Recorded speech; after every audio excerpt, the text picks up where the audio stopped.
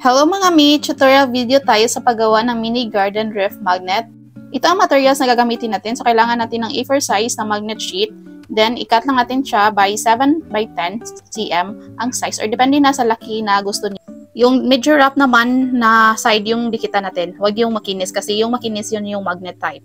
Then, nagputol-putol na lang ako ng mga fuzzy wire, but depende na sa inyo kung pahaba ba or pataas na paglagay nyo. Ako, ganyan na design kung unang nilagay. Okay lang kung hindi pantay-pantay kasi matatakpan din naman yan. Importante lang naman natin yan is may layer yung kulay natin sa or background natin sa likod ng ating ref magnet. Then, nag-ikot-ikot ka lang ng fuzzy wire para ilagay natin siya sa mga gilid-gilid.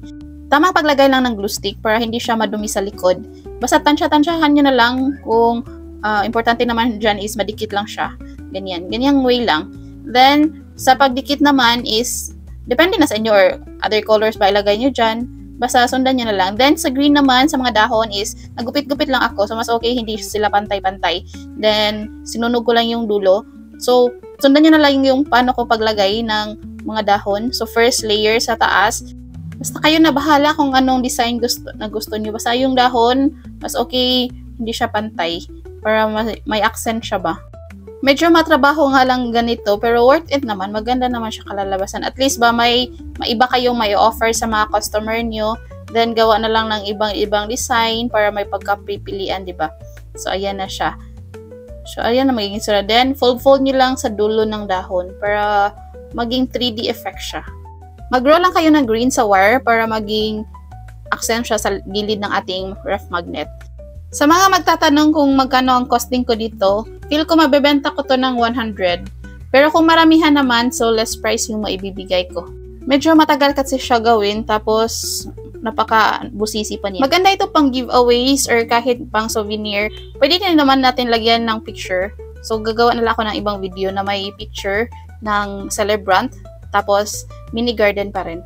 So depende na talaga, imagination nyo na lang talaga ang limit para makagawa kayo ng iba-ibang design na ma-offer nyo sa inyong mga customer. Ang kagandahan kasi sa crafting is maraming magagawa talaga ng fuzzy wire. Then, gawa tayo ng mga mini flowers. So, i-roll nyo lang yan sa ballpen, 5 roll, then ganun lang, kasimple. So, depende na sa inyo kung gano'ng kadaming flowers ang ilagay nyo. Or ano bang klaseng flowers. So far, ito yung pinakadaling gawin. Ito, maganda din siya. Basta ibagay-bagay nyo lang yung color, kung anong i-mix-mix nyo na color. Tapos, lagyan lang natin siya ng yellow sa center. Then, ganyang pag-roll lang sa center. So, mostly talaga gumagamit ako ng barbecue stick para maganda yung circle. Sunugin lang natin yung katawan ng flower so maging stem niya. So, pag maramihan, so gumagamit ako ng lamp na nabili ko sa shop. Kayo na bahala kung anong pang-accent niyo. So, ganyan, bilog-bilog lang siya para pang ibang kulay naman. Dito na tayo sa exciting part, ang mag-assemble ng ating mga flowers. So, nilagyan ko lang yan ng glue stick para madikit talaga.